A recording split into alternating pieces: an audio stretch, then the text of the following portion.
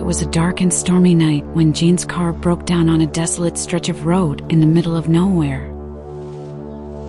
She had been driving for hours, trying to get to her sister's house for the weekend.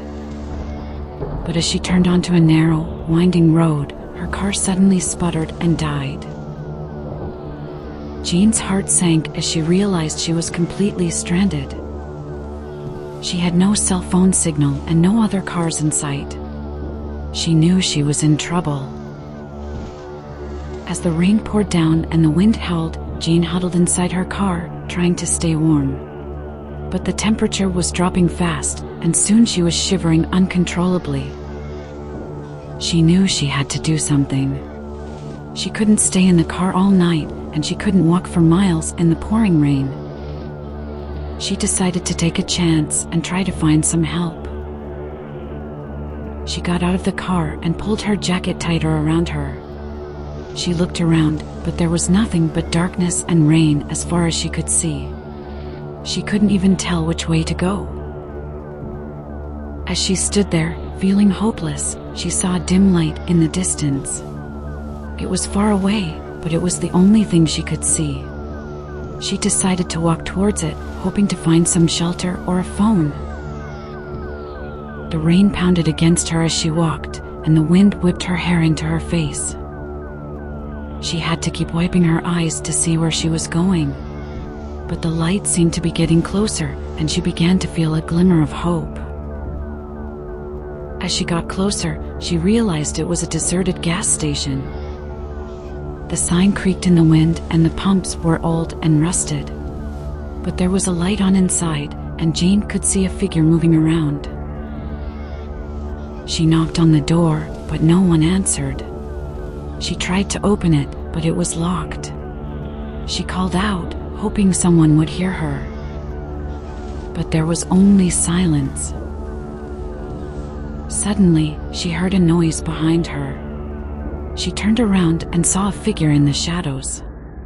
It was a man, tall and dark, with piercing eyes that seemed to glow in the darkness. "Can I help you?" he asked in a deep, menacing voice.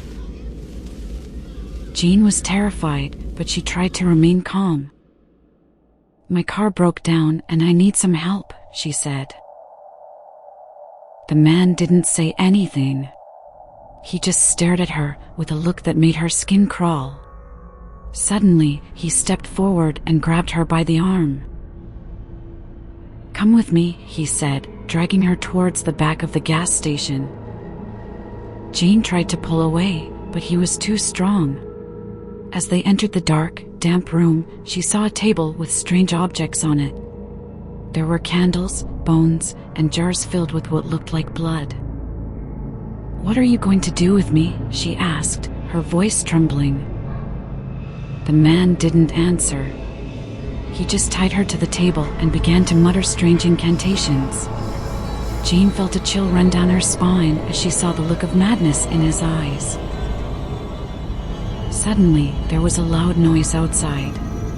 The man stopped his chanting and went to investigate. Jean heard him arguing with someone, but she couldn't make out what they were saying. She managed to free herself from the ropes and ran towards the door. But as she opened it, she saw something that made her heart skip a beat. It was a group of people all dressed in black robes, with the same menacing look in their eyes as the man. Jean realized that she had stumbled upon a cult. Jean froze in fear as the cult members surrounded her.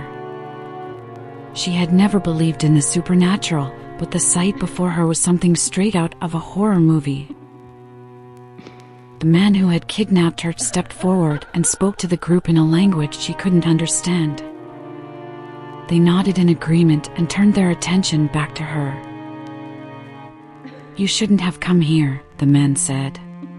"You have disturbed our sacred ritual." Jean didn't know what to do. She tried to reason with them, to explain that she was just stranded and needed help. But they didn't seem interested in listening. As the cult members closed in, Jean backed away, looking for a way out. But she was trapped. The rain continued to pour down outside, and she knew that she would never make it back to her car in time. The man grabbed her by the arm again and dragged her towards the table. "You will be our sacrifice," he said.